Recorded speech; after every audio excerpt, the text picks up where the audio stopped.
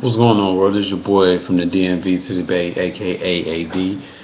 Coming back just to let you guys know I've been away for a minute, so I'm back in full effect. It's been about 3 weeks since I did another video, but I'm gonna talk about week one real quick. I think that we did some great things in week one, especially Kaepernick. He went 17, I think, for 26 for 165 yards, which was great. Only thing I have a problem with, he didn't throw any touchdowns and he didn't throw any interceptions, which is above average if you ask me, if you didn't throw any interceptions. But I guess the biggest issue I want to address right now is the talk about Carlos Hyde.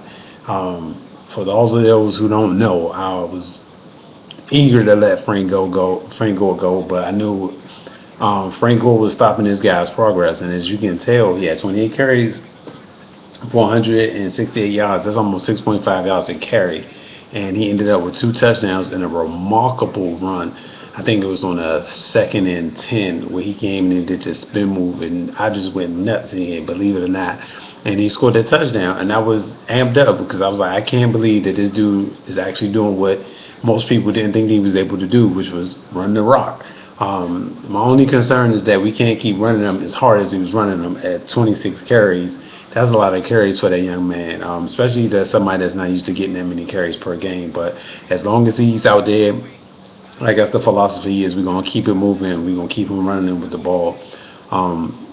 Another, I'm going to say, issue that I had, not the fact that Kaepernick passed for 17 for 26, but the fact that a lot of the receivers didn't get a lot of passes.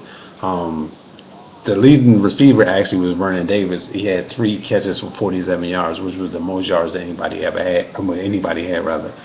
And then after that was Garrett Selleck, who had 3 catches for 40 yards. So those are your 2 tight ends. And Bolden had 4 catches, I think, for like 36 yards or 30-something yards.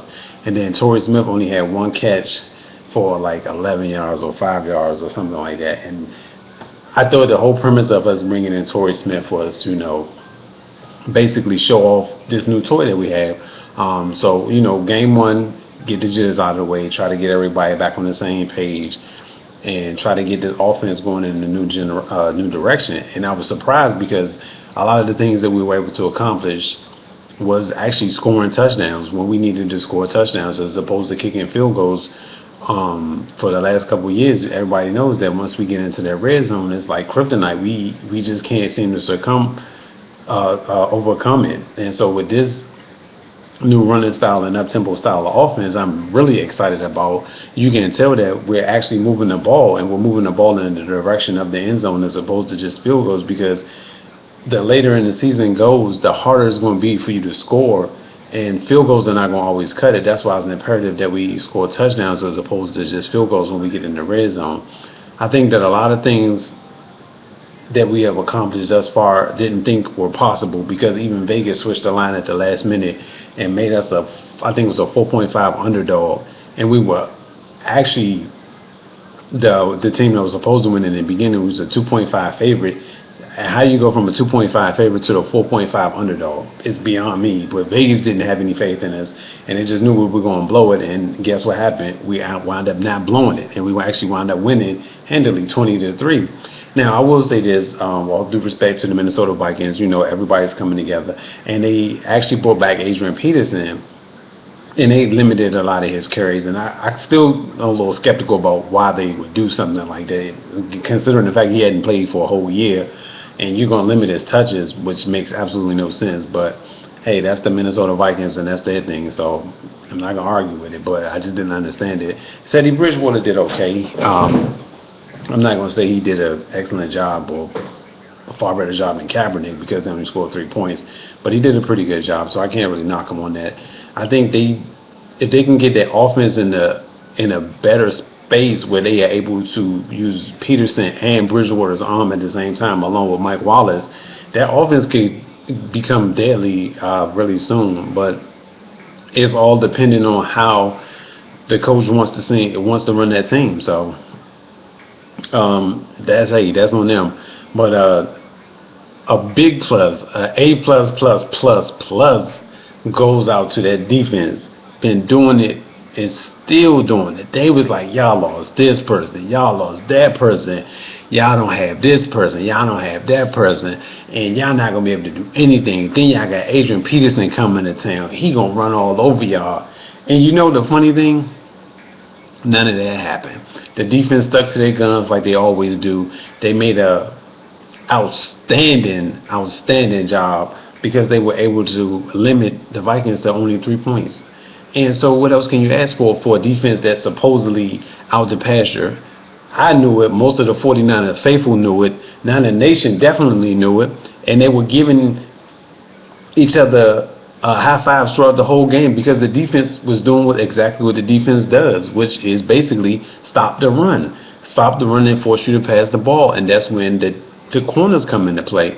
And I want to mention some things. We had Antoine Bethea out there who had 7 tackles, 1 sack. Then we had my man MB who came back. Oh my goodness, who came back ready for that fire today, ladies and gentlemen.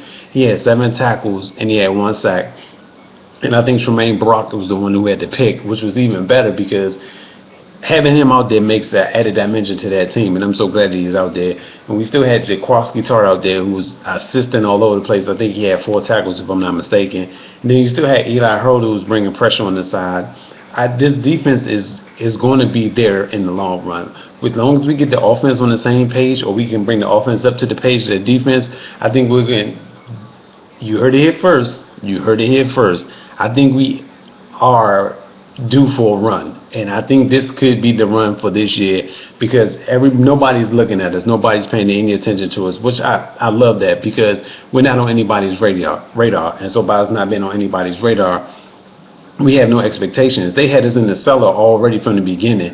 Now, how do you put a team in the cellar from the beginning, and we haven't even played a game yet? So they jumped us up from, I think we were 25th or 24th in the rankings. Now we're at 19 in the rankings. And tomorrow we play Pittsburgh. That's going to be a tough game. I don't know how that's going to go. I'm assuming they're going to do a lot of running, and they're going to try to limit the passes the Kaepernick throws. And if we can keep them to, I believe, between 20 to 25 throws per game, I think that we can win a lot of games. But if we go over that 25, that's too many times for him to throw the ball in the air. Not saying that he can't do it, but I just want to limit the times he throws the ball. And another problem I have is Reggie Bush. He's hurt already, so he won't even be playing in the next game. And then we just released Kendall Hunter, so he's free to sign with anybody he wants to sign with. I'm hoping that we're able to bring him back because we need him out there because we do have Mike Davis, who is another back, and we have Jared Hayne, who's a rugby player, and they're both ready to carry the load as well. But we can't rely on Carlos Hyde to keep running like that the whole season. That's just impossible for you to ask somebody to do something like that. Not saying that he can't, but that's just a lot to ask for one man to carry the ball 26 to 30 times per game. Whew, that's a lot. But this your boy AD signing off. You know, tomorrow is a big game for us. This is the Pittsburgh Steelers with Big Ben. We actually coming over here to the East Coast where I'm from, and this is going to be a pretty good game. What I'm going to try to start doing is doing random updates throughout the game, but unfortunately I won't be able to do that tomorrow because I have to work and I have some schoolwork. That was the real reason why I've been slacking on my videos, but hopefully this video will reach you guys in time before tomorrow game kicks off, and I think we'll be in good shape. I think tomorrow we can pull out a victory. I'm going to go out on a limb and say the score is going to be close. It's going to be like 21-17 or like 24-17. It's going to be something like that. It's going to be a pretty decent game. I'm not going to say high scoring. I'm not going to say low scoring. I'm saying it's going to be a pretty decent. But one thing I noticed before I sign off is that their defense, especially at secondary, is not that good at all. And I was really shocked about that because Pittsburgh has always been known for their defense, and their offense has just been that much better than their defense. But for their defense to be as bad as it looked yesterday, last week, that's not good. That's encouraging for all 49ers fans that if the secondary is not looking good, that means that Cap should have a field day out there. But we'll see you tomorrow.